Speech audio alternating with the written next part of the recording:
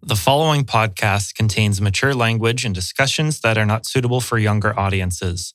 The opinions voiced in this podcast are our own. We are not experts on the topic we present, but have conducted our own research. The content in this episode is disturbing in nature and may trigger some listeners. If you are uncomfortable with these discussions, then this episode might not be for you. Listener discretion is advised. On December 15th, 2017, the bodies of 75-year-old Barry Sherman and his 70-year-old wife, Honey Sherman, were discovered in a room that contained their swimming pool. After an initial investigation, the police implied that this case may be a murder-suicide, but did not state it directly. Ultimately, it would prove to be a grave mistake on their part. A separate private investigation was conducted, and it determined that Barry and Honey were actually the victims of murder. Why would one of Canada's most well-known philanthropic couples be murdered, and why did the police get it wrong? In tonight's episode, we're going to discuss who the Shermans were, the investigation into their deaths, and who might have wanted them dead. Welcome to the Strange and Undecided Podcast.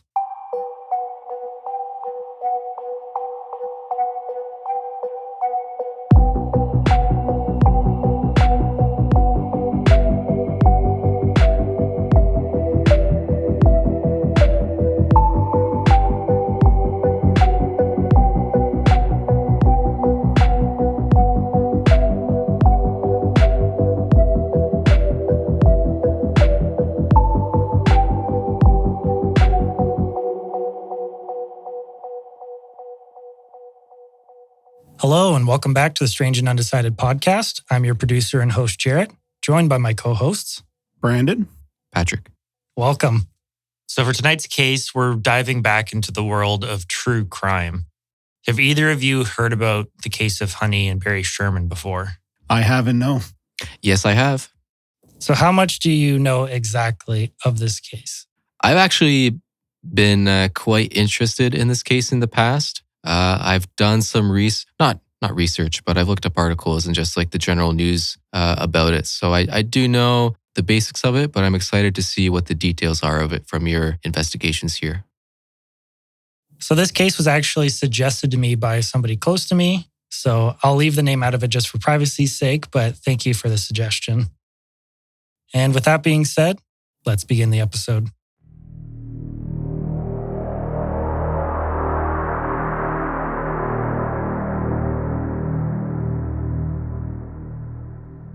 Barry Sherman was born in Toronto to Herbert and Sarah Sherman on February 25th, 1942. His father owned a zipper company. Unfortunately, his father died of a heart attack when Barry was only 10 years old, and after that, his mother became an occupational therapist. Barry was an exceptionally bright individual and excelled in his studies. He was always at the top of his class and won many awards. By the age of 16, he even entered the University of Toronto's engineering science program, making him one of the youngest students to ever join. During his summers, he would work at his Uncle Lewis Winter's pharmaceutical company called Empire Laboratories. This would be Barry's first experience in the pharmaceutical business and would spark a fire inside of him. Barry graduated from the University of Toronto in 1964, achieving the highest honors in his class. From here, Barry furthered his education at the Massachusetts Institute of Technology, or MIT, where he would complete his studies and receive a PhD in astrophysics. Barry's uncle, who I just mentioned, ended up passing away in November of 1965 from a brain aneurysm. Lou's wife passed away a few weeks later and left their 4 young children as orphans. In 1967, Barry and a friend of his, Joel Ulster, purchased Empire Laboratories. Barry would later explain he had no interest in astronautical engineering and wanted to shift his focus towards science and business. At the time when he and Ulster took over the company, it was struggling. One pill that wasn't working out was their vitamin C tablet, as the pill itself was falling apart. Barry, with very little experience in making pills, was able to determine that some of the fillers used to make the pill were quite expensive. And by removing them, this reduced the cost of the pill and ultimately stopped it from falling apart. The company grew and profited over the years. In 1972, sales had reached almost $2 million that year. In 1973, a larger pharmaceutical company offered to buy the business out from Barry and Joel for $2 million. They sold the company, and this led Barry to start his own, Apotex. Barry put his heart and soul into this place, and as a result, it grew and profited greatly. By 2016, Barry had an estimated net worth of over $4 billion. Apotex had over 10,000 employees, making it one of Canada's largest pharmaceutical companies. Over 260 different medications were sold by Apotex to over 115 countries around the world. In Canada alone, Apotex drugs filled over 89 million prescriptions per year. Their global revenue per year reached $1.5 billion. So when did Barry's wife come into the picture? Before Apotex started, and even before he sold Empire Laboratories, Barry met Honey in the early 1970s. Joel Ulster's wife at the time, Cindy, was a nurse at Mount Sinai Hospital in Toronto and met a hospital volunteer named Honey. Honey told Cindy that she wanted to meet a nice Jewish doctor. Cindy had someone in mind that might fit the bill, however, he had a PhD, not an MD. One thing led to another, and on July 2nd, 1971, Barry married Honey. They would end up having 4 children altogether: Jonathan, Lauren, Kathleen, and Alexandra. But all of the interesting features of the couple didn't reside solely with Barry. Honey was a pillar in the Jewish community and an astounding philanthropist. Her focus on the Jewish community stemmed from her own history. During World War II, her parents were both imprisoned in a concentration camp and survived the Holocaust. Honey was born later in a displaced persons camp in Austria in 1947. When she talked about it, she recalled having very little memory of her time in the camp. Since then, her life has revolved around helping people and various organizations. Honey was a driving force and would use her passion for philanthropy to make donations in the millions, ranging from places like Baycrest Health Center to the United Jewish Appeal and a multitude of other places, all in an effort to help people. So basically, you have this wildly successful couple who donate millions to charities and organizations in an effort to help people. You can just start to understand why so many people were confused and shocked when the news broke that they were found dead in their home.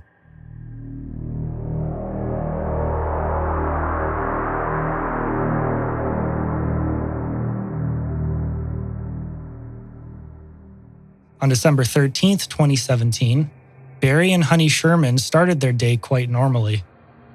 They were with their personal trainer and were exercising. Barry was scheduled to exercise first, followed by Honey after. Later in the afternoon, Barry went to his office at Apotex headquarters, and Honey left a while later to do some Hanukkah shopping. Honey gave her assistant the next few days off as she was preparing to go on vacation with her family. Around 5 p.m., home builders had arrived at Apotex for a meeting with Barry and Honey. Honey arrived just after 5 p.m. The meeting was about the $30 million house he and Honey wanted built for them. They were selling their home that they had lived in for over 30 years at 50 Old Colony Road for nearly $7 million. Honey left after the meeting, but Barry stayed behind as he was known to be a workaholic. Honey arrived at home around 8 p.m. after completing some shopping. Barry then sent a routine email to his Apotex staff around 8:30 and would arrive home around 9 p.m. The following day, December 14th, he did not show up at Apotex. This was highly unusual for Barry as he lived and breathed this place. Some even described it as his 5th child. Honey also had a meeting that day for a charity she was working with, and she didn't show up, which was also out of the ordinary. Nobody heard from them all day. I got a question about Honey. Yeah. Was she already wealthy before she met Barry? Was she doing philanthropy on her own? As far as I know, she was, yeah. Where did her wealth come from before Barry? I wasn't able to find anything related to her specifically. There's actually way more information on Barry than her. but it didn't say she had amassed a large amount of wealth beforehand. So I think most of her philanthropic activities more so involved her volunteering at places, as she was volunteering at the hospital when her and Barry met. Okay. Also, pretty cool that he had an astrophysics degree and just decided it was boring and decided to pursue something else. It just blew my mind that he purposely just tried to do the hardest possible thing he could to challenge himself, and he always was able to accomplish it. Yeah, real underachiever, this guy. The next morning, December 15th, Barry and Honey were expected to have left for the day and wouldn't be at their home. A housekeeper and a gardener had already let themselves in using a recently installed lockbox, followed later by a real estate agent who arrived around mid-morning with a couple interested in purchasing the home. The housekeeper was the first to arrive and noticed that the alarm was off. However, they still went about their business. As for the real estate agent, they showed the couple around the main story of the home first. They then took the couple downstairs to the indoor swimming pool room. They made their way down the hallway, and the realtor opened the door to the room and was met by the bodies of Barry and Honey Sherman. They were in a half-seated, half-lying position on the floor next to the pool. What made the positioning of the bodies so awkward was the fact that they were held up by belts that had been tied around their necks and attached to a metal railing slightly over a meter high that was around the pool, which suspended them partially. Barry had his legs crossed in a very casual way, which was odd, and Honey had a bruise on the side of her face. I'll show you a picture that someone recreated based on descriptions of the crime scene. I will also be posting this in the show notes. Judging by this crude drawing of the crime scene and the position of the bodies, it seems highly unlikely to be a murder-suicide. Like, how do you get in that awkward position?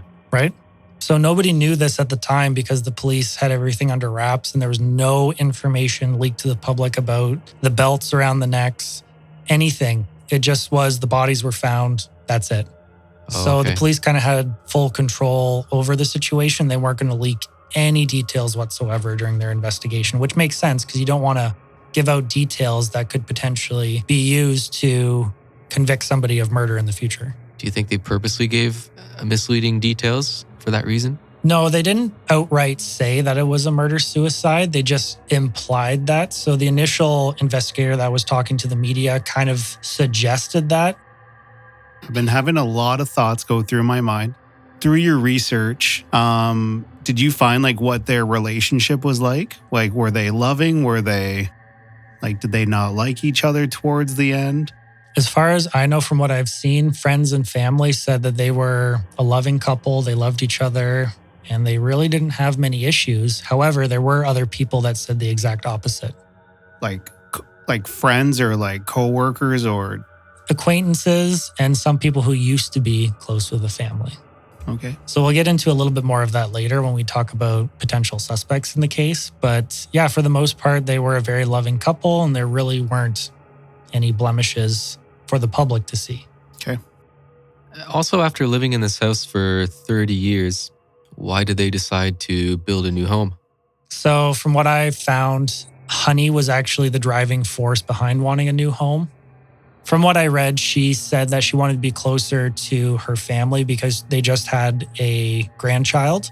So she wanted to live somewhere closer to them so she could have better access to them instead of living all the way out in Old County Road. But yeah, I think she just said like after living there for 30 years, it was just time to move on. And Barry was just like, okay, sounds good. Whatever she would like. So the story is, maybe that was a point of contention. Between the two of them? Could be. Enough for him to want to kill her? And himself? I don't know about that. I don't know. I guess we'll have to wait and see. Let's move back now to talking about the realtor discovering the bodies. The realtor was both shocked and confused. Initially, she didn't notice that anything was wrong, but the longer she looked, the more she realized something wasn't right. She ran out of the room and asked the housekeeper to go and check the room, and when her suspicions were confirmed that something terrible had happened, she called the police.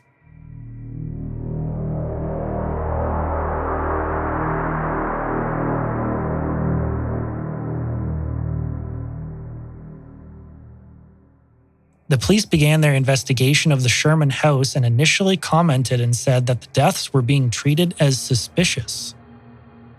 The Toronto Police Service Homicide Squad took the lead in the investigation because it was the most experienced in dealing with sudden and unexpected deaths. Honey's cell phone was found in a bathroom by the front door that, according to friends, she never used, suggesting that she might have gone there in an attempt to call for help but was overpowered. Similarly, Barry's gloves, as well as paperwork related to an inspection of the house, were left on the floor just outside the garage door on the way to the basement. A window had been left open to allow room to air out that was recently painted, and a basement door was unlocked, which was apparently normal. Someone who may have known these details along with the layout of the house could have been able to enter it without breaking in and then escape without being discovered. Autopsies were performed by the Toronto Police Service and showed the cause of both deaths was due to ligature neck compression. Another term for this is also strangulation. However, ligature neck compression is carefully worded to not rule out suicide. It is important to note here that the Toronto police were not ready to classify the case as they wanted more information before doing so. The Toronto Police Service had disclosed to the media, quote, "We can say that we did not observe any signs of forced entry to the building, and so at this point, indications are that we have no outstanding suspects to be going after." End quote. Years later, a former police detective would comment on how the initial investigation went and stated that there was no rush to make a determination. Quite simply, they were trying to piece together what exactly happened and were not rushing to any conclusions. Later, from anonymous sources, it was indicated that the house had several entrances that were open, and both Barry and Honey were the type of people to answer their own door if it was knocked at, despite being potential targets due to their fortune. The media was also able to get some information from police sources, and they were told that the case was being looked at as a possible murder-suicide. There was no note left, however, Honey had sustained injuries to her face, and Barry did not have any. This indicated the potential that Honey was the victim and Barry was the attacker. The media published this, indicating that police thought the case was a murder-suicide, and this outraged the Sherman children. The Sherman family made a public statement saying that police needed to do better and properly conduct their investigation without biases, and would also criticize the police for leaking a murder-suicide theory before they knew all the facts. The Sherman children would end up contacting one of the best Toronto lawyers, Brian Greenspan, to organize and conduct a private investigation to look into the deaths. He would hire former Toronto police detectives who had worked in homicide before. He also hired a retired chief forensic pathologist for Ontario to conduct a second set of autopsies. After their investigation, they would share their work with the Toronto police. The private investigation commenced as well as the second set of autopsies. The verdict did not match that of the police investigation. Instead, the manner of death of the Shermans was determined to be homicide. So some reasons for this included the finding that the belts wrapped around their necks did not match the ligature marks on their skin. There was also bruising around both Barry and Honey's wrists, indicating that at some point they had been tied up using a zip tie handcuff-like device. They were both murdered by an unknown individual or individuals. Brian Greenspan also commented on where the police investigation faltered. They did not vacuum the crime scene to try and collect any trace evidence. They did not examine all the entry points into the home. And possibly most important, they did not obtain all the fingerprints and DNA from the crime scene. More than 25 fingerprint or palm impressions were missed and only discovered after by the private investigative team. Media once again caught wind of this and had a field day with it.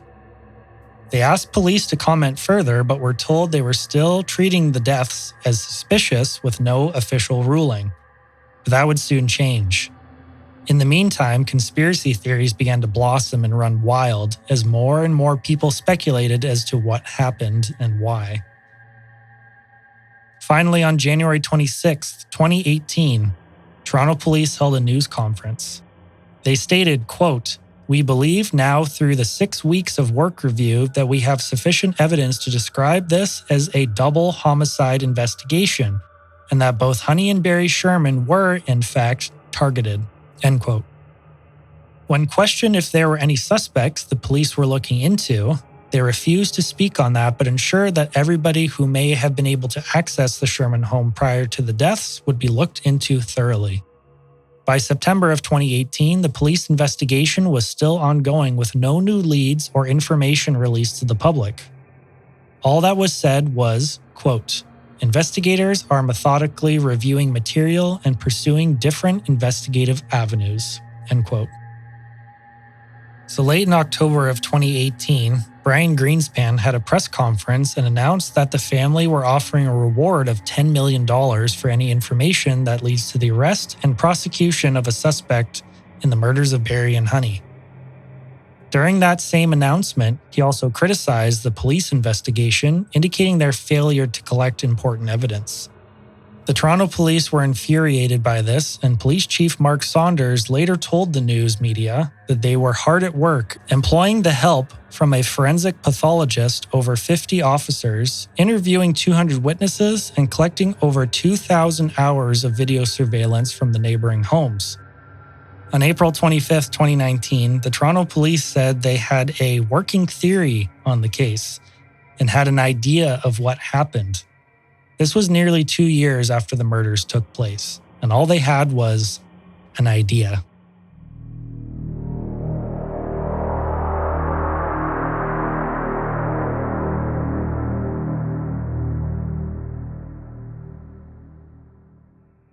The next event that took place was extremely controversial to many. The Sherman house on 50 Old Colony Road was demolished in May of 2019. The family's reasoning was simple. It was too much pain for them to bear to see it still standing, and wanted to have the house leveled and the property sold. They also believed that if the house was left, it would not sell due to what had happened there. Keep in mind, money's not an issue for this billionaire family. To level a house means nothing to them. But it does to evidence. You are correct. The new address of the lot is 48 Old Colony Road. 50 does not exist anymore. When the house was being torn down, video was taken of the event, and you can clearly see so many personal belongings that included pictures from the walls, lamps, TVs, beds, tables, couches, just everything destroyed. Before the demolition took place, an urban explorer broke into the Sherman house and took pictures and video of the inside of the building. Sure enough, there were personal belongings everywhere, and it did not look like anyone had taken the items out of the house. If anything, it looked like someone had started to clean up and gave up very quickly. The urban explorer also took pictures of papers scattered about and post-it notes as it appeared to be evidence. Unfortunately, as far as the public knows, nothing ever came of this. By the end of 2019, the private group hired by the Sherman children had concluded their investigation. 3 years passed, and in April of 2022, Toronto police stated this case had gone cold. Not much progress had been made, and it was still in the investigative stages, and ultimately they were not able to charge anyone with the murders. However, the case is still ongoing, and the Toronto police asked the courts to seal sensitive documents pertaining to the case to protect the integrity of the investigation. In December of 2022, Jonathan Sherman increased the reward from $10 million to $35 million in hopes someone would come forward with information.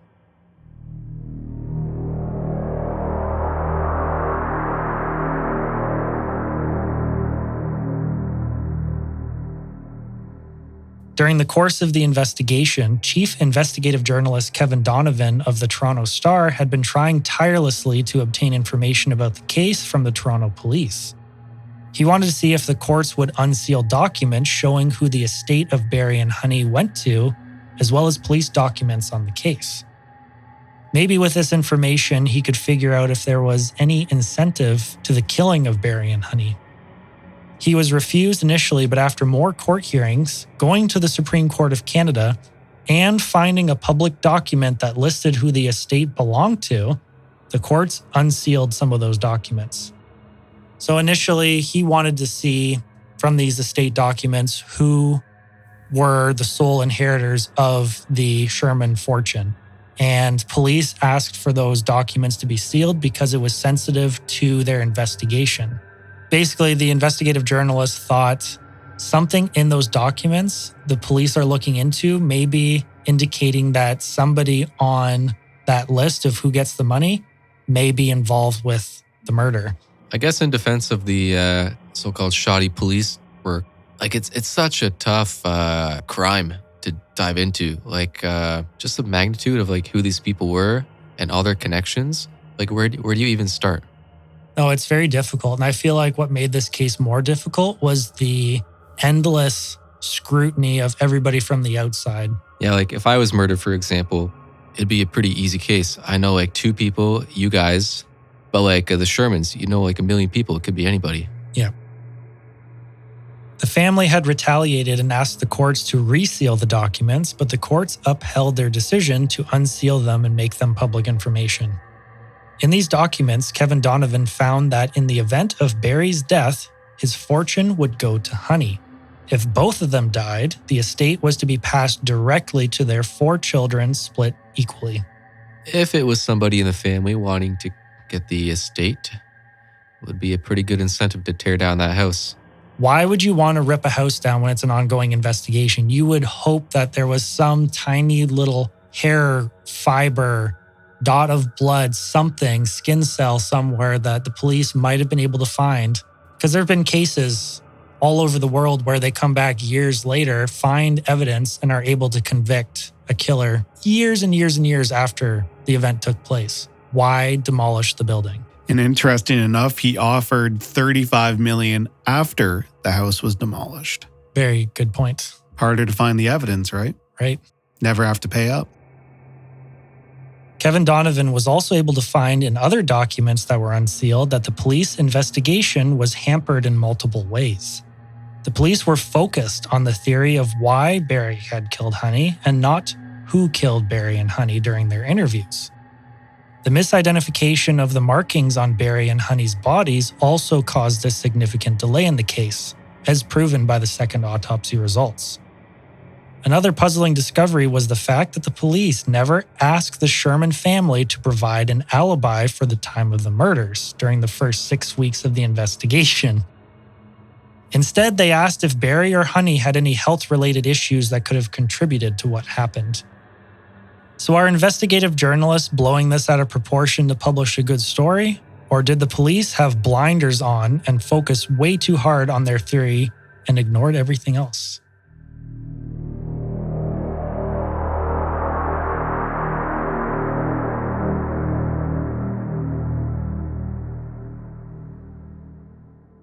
Up to this point, there have been no suspects named at all.